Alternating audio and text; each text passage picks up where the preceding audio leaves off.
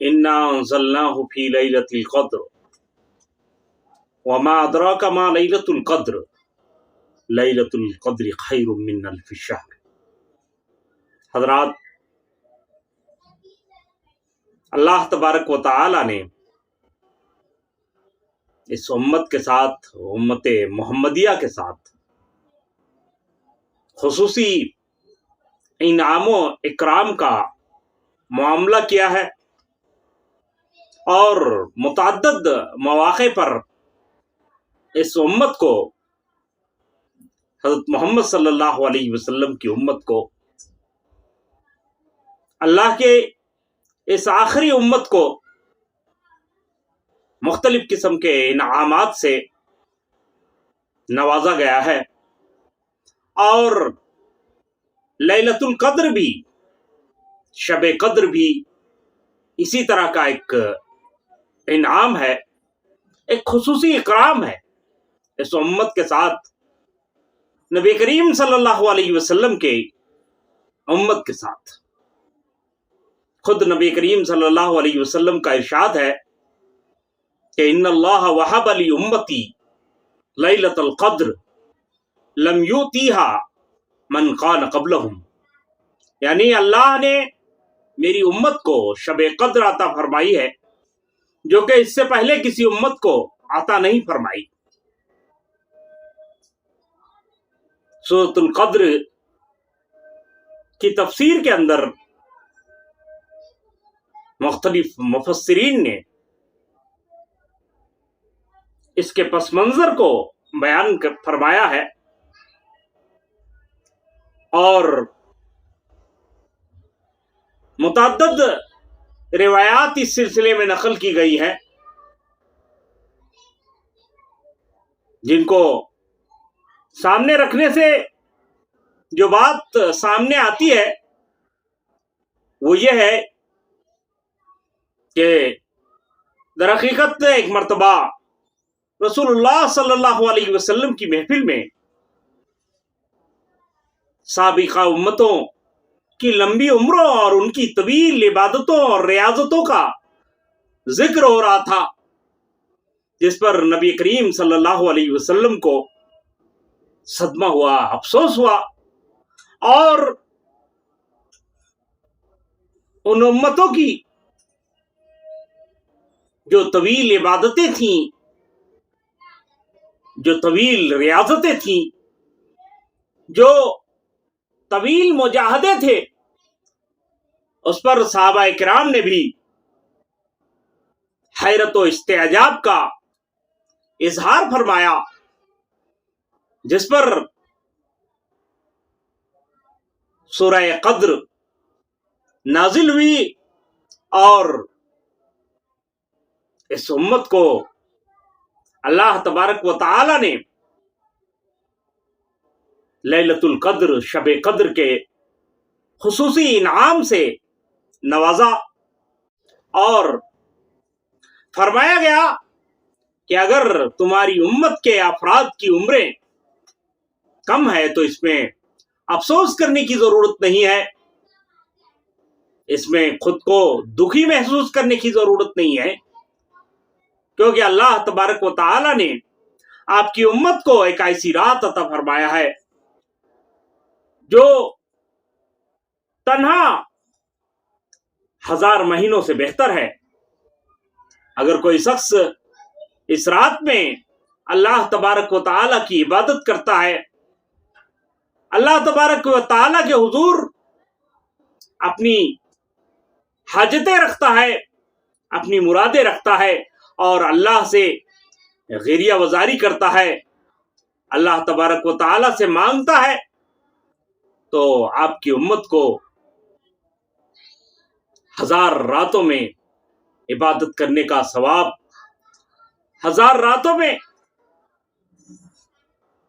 दुआएं करने का सवाब, 1000 रातों में इबादतों रियाजत करने का सवाब मिलेगा। तो इस तरह नबी करीम सल्लल्लाहु अलैहि वसल्लम की प्यारी उम्मत को अल्लाह तबारक व तआला की आखिरी दीन پر عمل پیرا ہونے والی اس امت کو لیلۃ القدر عطا کیا گیا، شب قدر عطا کی گئی۔ تو شب قدر بڑی اہم رات ہے۔ اگر کسی کو زندگی میں یہ رات ملتی ہے تو یقیناً وہ خوش نصیب ہے۔ اور نبی کریم صلی اللہ علیہ وسلم کا جو طرز عمل رہا ہے اس رات کے سلسلے میں، وہ ہم کو بتاتا ہے کہ ہمیں اس رات کو پانے کے لیے جد و جہد کرنی چاہیے، کوشش کرنی چاہیے، کیونکہ حضور پاک صلی اللہ علیہ وسلم نے خود اس رات کو پانے کے لیے رمضان میں اعتکاف فرمایا، اور رمضان کے آخری عشرہ میں نبی کریم صلی اللہ علیہ وسلم کا جو معمول بتایا گیا ہے وہ یہ کہ آپ ان آخری 10 دنوں میں، 10 راتوں میں اللہ تبارک و تعالی کی عبادت میں جس قدر مجاہدہ فرماتے تھے، اس قدر مجاہدہ، اس قدر کوشش بقیہ ایام میں آپ نہیں فرماتے تھے۔ تو جب خود ہمارے نبی کا یہ عمل ہے تو بھلا ہم گنہگاروں کو اس رات کے سلسلے میں، اس رات کو کی تلاش کے سلسلے میں کس قدر کوشش کرنی چاہیے۔ یہ کوئی ڈھکی چھپی بات نہیں۔ احادیث کے مطابق شب قدر کو تلاش کرنے کے لیے آخری عشرہ یعنی رمضان کے آخری 10 دنوں میں ہمیں کوشش کرنی چاہیے، اور ان 10 دنوں میں سے خاص طور پر جو تاخر آتے ہیں یعنی 21، 23، 25، 26 اور 29 کی راتوں کو ہمیں شب قدر کی تلاش کرنی چاہیے، اس کو پانے کی کوشش کرنی چاہیے، اور ان راتوں میں خوب سے خوب اللہ تبارک و تعالی کی عبادت کرنی چاہیے، اور ان راتوں کو اللہ کے ذکر و ورد سے مزین کرنا چاہیے۔ اور پھر ان تاک راتوں میں سے خاص طور پر 27 کی رات کو بڑی اہمیت دی گئی ہے۔ بعض صحابہ سے 27 کی رات میں لیلۃ القدر کے ہونے کی بات نقل کی گئی ہے، گرچہ نبی کریم صلی اللہ علیہ وسلم نے اس کی تعیین نہیں فرمائی ہے، لیکن بیشتر لوگوں کا رجحان یہ ہے کہ اکثر و بیشتر 27 کی رات کو شب قدر ہوتی ہے۔ تو بہرحال کوشش تو ہماری یہی ہونی چاہیے کہ ہم پورے عشرہ اخیرہ میں اس رات کو پانے کے لیے جد و جہد کریں، پورے عشرہ اخیرہ کی راتوں کو اللہ تبارک و تعالی کی عبادت میں گزاریں، اور خاص طور پر طاق راتوں کو یعنی 21، 23، 25، 27 اور 29 کی رات کو، اور ان میں بھی 27 کی رات کو خصوصی طور پر عبادتوں میں، ریاضتوں میں، اللہ تبارک و تعالی کی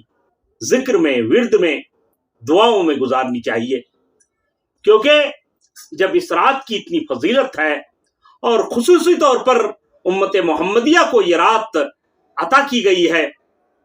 تو ظاہر ہے کہ جو اس رات کی قدر نہ کرے، اس رات کو پانے کے لیے جد و جہد نہ کرے، کوشش نہ کرے، اور پانے کے بعد اس میں اللہ تبارک و تعالی کی عبادت نہ کرے، تو اس کے لیے وعید بھی اسی قدر سخت ہے۔ چنانچہ نبی کریم صلی اللہ علیہ وسلم سے ارشاد ہے کہ جو شخص اس رات سے محروم رہا وہ سارے خیر سے محروم رہا، اور بدقسمت ہی اس رات کی بھلائی سے محروم رہتا ہے۔ تو دوستو اللہ تبارک و تعالیٰ کی مہربانیاں ہمارے ساتھ ہے، اس امت کے ساتھ ہے. اللہ تبارک و تعالیٰ ہماری مغفرت، ہماری بخشش کے بہانے ڈھونڈ رہا ہے. اب یہ ہماری بدقسمتی ہوگی، محرومی ہوگی کہ اللہ تبارک و تعالیٰ عطا کرنے پر ہیں اور ہم